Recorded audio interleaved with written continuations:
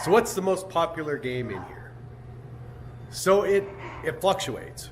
I've noticed that like 1 month we'll have a machine that is just the belle of the ball and everybody wants to play that one. And then the following month, it seems like nobody's really playing that machine and everybody's kind of going to a different one. So I think all of the machines in here kind of get played on a regular basis. I don't have, because I'm not doing coin drop on them and I don't have a counting set up or anything, so I can't really keep track of it. I can only go by kind of what I see. We have some people that come in and they really just play 1 or 2 machines when they come in. We have one guy that comes in and he pays for 2 hours and he goes over to Royal Rumble and that's all he plays the whole time he's here.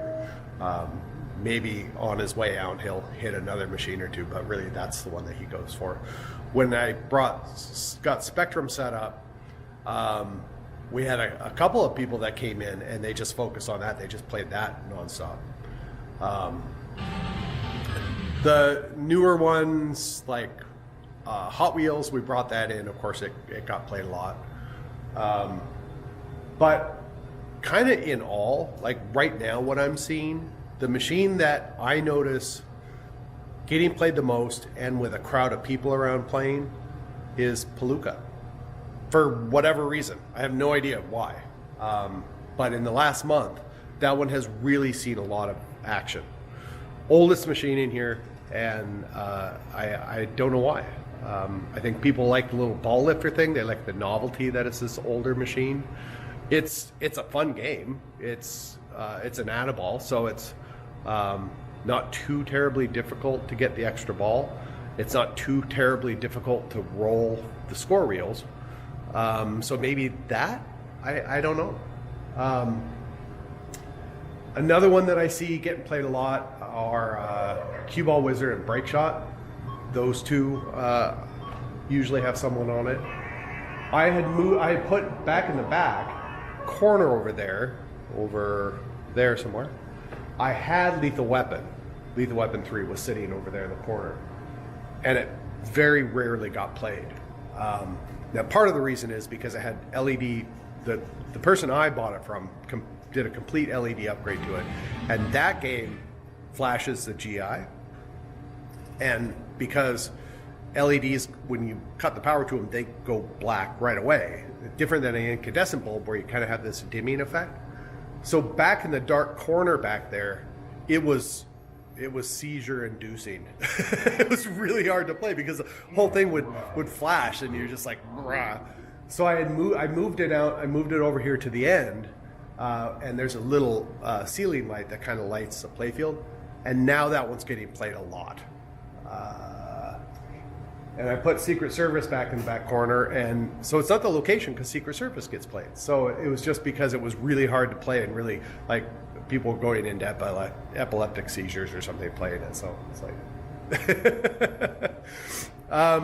but yeah, Palooka, I think right now, #1 game in here.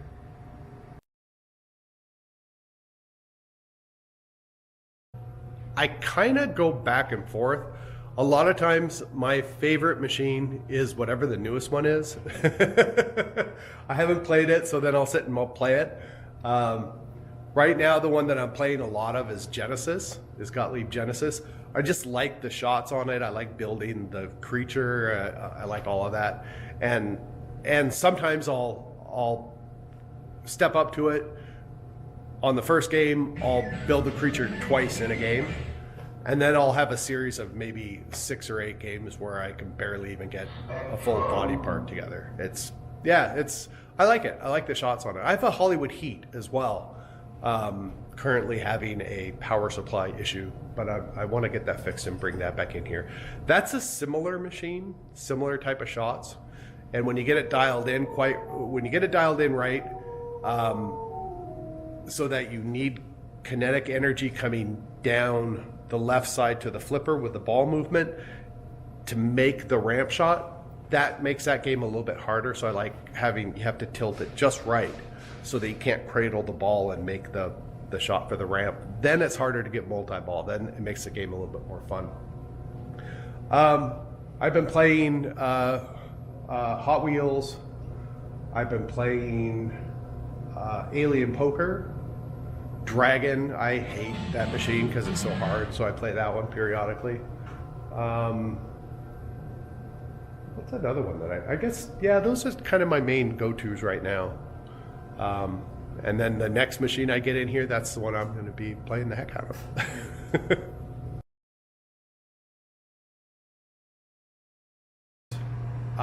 No. Am I going to? Me personally, no. I'm not going to bother getting into that.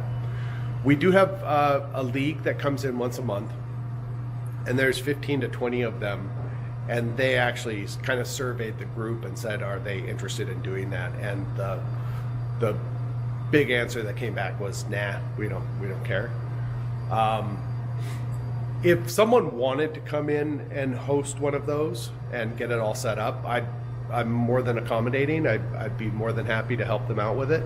If they wanted to, set machines on tournament mode or do, tighten them up a little bit or do whatever, I'm more than happy to help with that. But I'm not going to do it myself. One of the reasons is I talked earlier about my demographic, and I guess one demographic is what is the percentage of like hardcore pinball people that come in here versus just casual players? And it's probably 95% casual players. So my focus is more on having the right machines that are approachable to new players and not getting really heavy into some of the stuff that the pinball community is interested in, just because they don't come in. They're not my crowd. They're not my clients. So, but yeah, IFPA, sure, if someone wants to do it, contact me and we'll get something set up.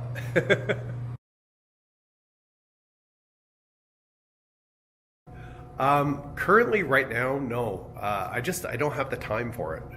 I would love to. I'd love to be able to do that. Have a shop set up where people could bring in machines and I could fix them up. But I'm having a hard time finding the time to work on the machines that I have at home that I would love to bring in here. And some of them are pretty simple. Like it would only take me a couple hours to set up and kind of go through and get fixed up and everything. And it's hard to find just those couple hours. So no, I don't have time right now. Maybe next year we get a little bit more settled in. I free up a little bit more of my time, then possibly. But right now, no.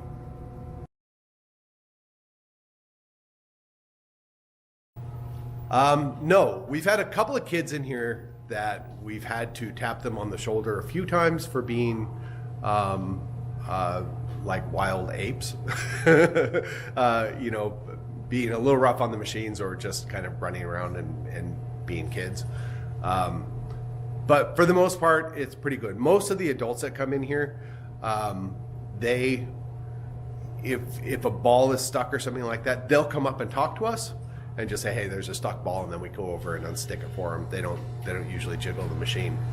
The one thing that I do think is funny is that people who play pinball have a tendency to slap machines, and I don't understand where this is coming from. That every once in a while I'll hear on the side of the machine, I'll hear like that, and I'm like, what the heck are you doing? They're trying to, if the ball is just kind of precariously balanced, just give it a little nudge. You don't have to slap the crap out of it.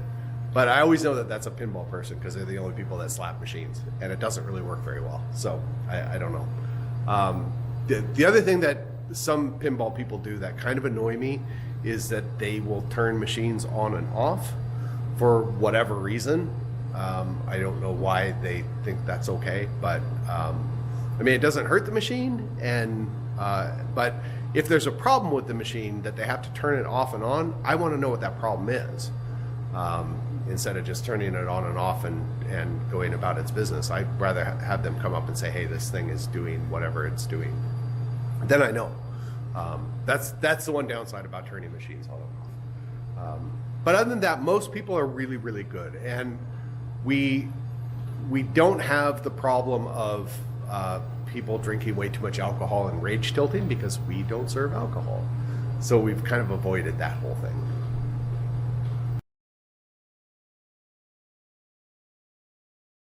we're going to continue to hunt for interesting and fun machines and bring those in. I think I had mentioned we have our eye on a new machine.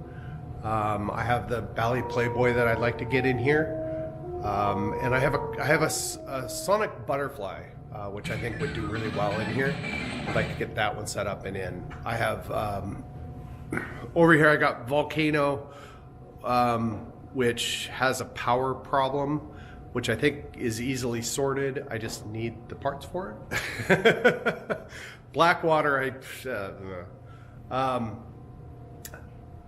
yeah, so we're gonna hunt for machines, bring those in.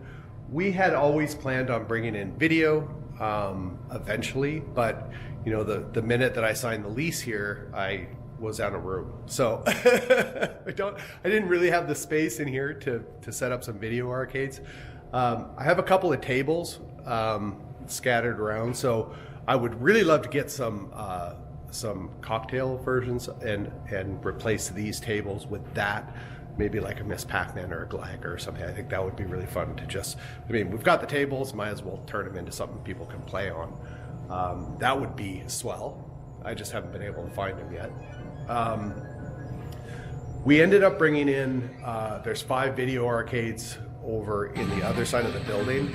We had people that next door, they had ordered pizza, and then they come over here saying, I've got 10 minutes to kill, and they wanted to play a game or two, and they're like holding a quarter in their hand. Like, yeah, this is paid by the hour. It doesn't really work that way. I couldn't help them. So we started putting machines over on the other side. Those are our coin play. Someone had asked, which is my highest earning machine, pinball machine. So it would have to be Royal Flush over there, because it's the only one that collects coins. Yeah, so we'll just keep doing that. I have about 35 more machines at home that I just need to go through. We'll kind of bring them in, swap them out, that kind of thing. We originally also had planned on doing espresso. So when I set up this back counter back here, it's all prepped and ready to go to bring an espresso machine in, and it's easy to bring plumbing and a sink and bring some power up. So that's probably something we're going to focus on in the spring. We figured we'd get kind of settled in, get through the winter, see how everything goes before we do that, and see if there's an interest for it. We've asked people, and they're like, yeah, that'd be great. So that's something that we will probably do pretty soon. That's about all I can think of right now. I mean, this is once we end up leaving this building and going somewhere else, something bigger, we can do more bigger, interesting things. Something that I've always wanted, ever since I was a kid, something I always wanted to do was build my own mini golf course, like a little putt-putt type golf course with the windmill and stuff. I would love to do that. No room here, of course. And in PEI, it would have to be an indoor thing, so we need quite a bit of space to do something like that. But I would love to do that. I would love to build one. Just, you know, and I think people would play it. I think it would probably work here. If you had that with this and a bunch of other stuff, I think it would probably do. But yeah, that's phase 2.